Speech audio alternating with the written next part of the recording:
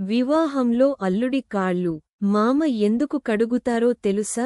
అంగరంగ వైభవంగా చేసుకునే పెళ్లిలో అయినా, తూతూ మంత్రంగా చేసుకునే పెళ్లిలో అయినా పెళ్లి తంతు ఒకే విధంగా ఉంటుంది. అయితే వివాహంలో కన్యాదానం అనేది ప్రధాన తంతు. దీనిలో మామ అల్లుడి కాళ్ళు కడిగే సంప్రదాయం వెనుక ఓ అర్థం ఉందని మీకు తెలుసా?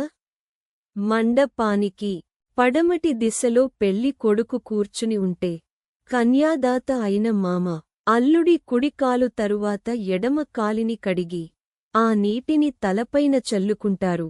దీని వెనుక ఉన్న అర్థం ఏమిటంటే, చిన్నప్పటినుంచి అల్లారు ముద్దుగా పెంచుకున్న కూతురిని ధర్మ, అర్థ, కామ మోక్షాలకై నీకు అర్పిస్తున్నానంటూ పెళ్లి కొడుకును శ్రీమన్నారాయణుడిగా, బిడ్డను లక్ష్మీదేవిగా భావించి అల్లుడి కాళ్ళు కడుగుతారు.